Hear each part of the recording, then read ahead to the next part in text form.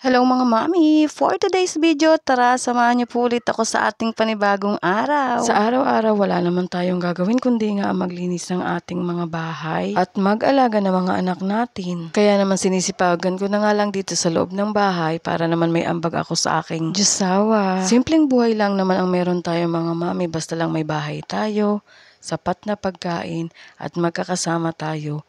Okay na yun. Kung minsan hindi naiiwasan, mainit ang ulo dahil wala tayong pera. Pero kayang-kaya namang pag-usapan yun at pagtulungan kung paano tayo makakaraos. Pero sobrang thankful pa rin ako kay God dahil maayos ang pagsasama namin mag-asawa, natutugunan namin ang kailangan ng aming anak. At higit sa lahat, punong-puno tayo ng pagmamahalan. Ay naku, at napadaldal na nga ako mga mami. Eto na nga at nawalis ko na nga yung buong sala namin. At kung makikita nyo nga mga mami, napakadami kong nakuhang buhok. Siyempre pagkatapos magwalis na magpupunas naman tayo ng sahig. As always, naglalagay nga ako ng fabric conditioner mga mami para nga mas mabango. Pinaa ko na nga lang yan mga mami dahil nga may red tide tayo ngayon. Minsan nga mga mami ay sobrang tamad ko nga kapag may dalaw, pero kung minsan naman ay napakasipag ko naman. Hindi ko nga malaman kung ako nga lang ang gayon. Kayo nga rin po ba mga mami ay ganoon din? Pinunasan ko na rin yung sa may bintana na madalas nga ang tambayan ni Topi at ni Tanggol. Kung hinahanap nyo nga mga mami sila Topi at Tanggol, ayan nga at dyan ko nga nilagay yan sa may papag, sa may kubo. Kanina pa nga tawag ng tawag ang mga batang yan sa akin at gustong-gusto na nga pumasok din sa loob ng bahay.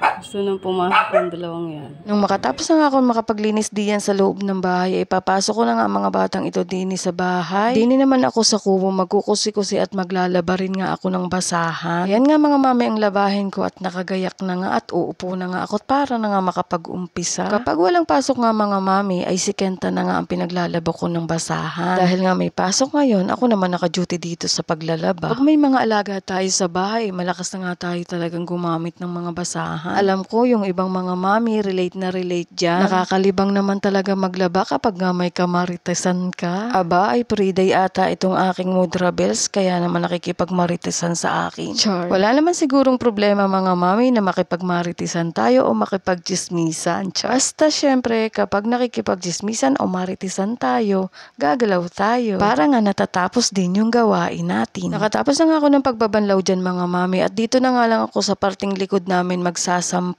Dahil nga doon sa may harapan namin ay punong-puno pa rin ng basahan at di pa nga natutuyo.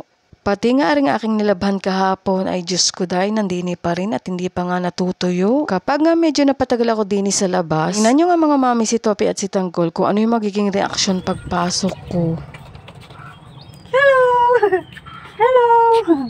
Hello! O diba, akala mo isang taong kaming hindi nagpangita at sabik na sabik. Sadya naman kapag may mga alaga nga tayo ay nakakawala nga ng stress at pagod. Anyways mga mami, magsasaing na nga muna ako at good news nga, may bigas pa rin kami. Char. Bali 2 gata nga yung isinasaing ko mga mami tuwing tanghali at sa tuwing gabi. Meron pa nga pala akong 2 itlog dito at ito nga ay isasapaw ko na lang din sa aking sinaing. May puto at kutsinta nga dito sa may lamesa kaya naman ito'y akin ng kakainin. Bakit nga ba kapag natatapos tayong maglaba ay parang gutom na gutom tayo? Kayo rin ba mga mami? Kung minsan nga mga mami ay hindi na nga kami nagluluto ng ulam at bumibili na nga lang kami ng lutong ulam. Iba't ibang putahe nga yan mga mami dahil iba't iba nga rin yung favorite namin. Makagulay nga ayang si Daddy Aje at ang akin naman ay ayang sinigang na baboy. Kaya naman itong adobong atay at balon-balunan at Shanghai. Ginupitan nga namin mga mami sila Topi at Tanggol at nakakita nga kami ng sugat-sugat. Dahil nga sobrang lalago na rin nga ng mga balahibo nila kaya naman sabi ng Daddy Ajay gugupitan na nga daw niya. Sobrang laking tipid nga namin mga mami nung bumili nga ako niyan online. Okay din siyang gamitin at kita nyo naman kung gaano kadami ang balahibo ni Topi na natanggal niya. Nanghihinayang ako sa mga balahibo nila ay sabi naman ng Daddy Ajay okay lang daw at mabilis naman daw tumubo. Tingnan nyo naman mga mami ang mga pamangkin ko ng aya, nakakatuwa talaga sila. Pag nga lumabas ng school yan mga batang yan, hindi talaga maaring hindi dadaan dito kay Topi at Tanggol. At lalaro-laruin lang muna nila yung dalawa bago nga sila magsipaso. Oh, thank you mga bebe ko. Hindi ko na nga nabidyohan mga mami ang paggugupit diyan kay Tanggol at sobrang likot talaga, grabe. Hirap na hirap nga kami ng Daddy Aji sa kanya at pinagdaluhan pa nga namin siya. Samantalang si Topi ay si Daddy Aji nga lang ang gumawa. Nanguha nga ng kakawati ang Daddy Aji at sabi nga ng matatanda ay ayan daw ang ibabanlaw ko pagkatapos maligo. Siyempre ilalaga muna natin yung dahon, char. Pagdating nga ni Kuya Kenta galing school ay nagulat nagulat nga din dito sa dalawa at mga pumangit daw. Hindi nga daw niya nakilala dahil nga nawala na yung mga balahibo nila. Pero joke lang daw yun, sabi ni Kuya Kenta, at love na love daw niya ang mga ayan. Ayan nga lang sila kanina tapos biglang nawala na yung mga balahibo nila. Bago nga matapos ang video na ito, baka naman makakalambing. Baka nga hindi ka pa nakapag-follow, please follow my page, Mami Cheng Vlog. At yun lang muna ulit mga mami. Thank you for watching. God bless.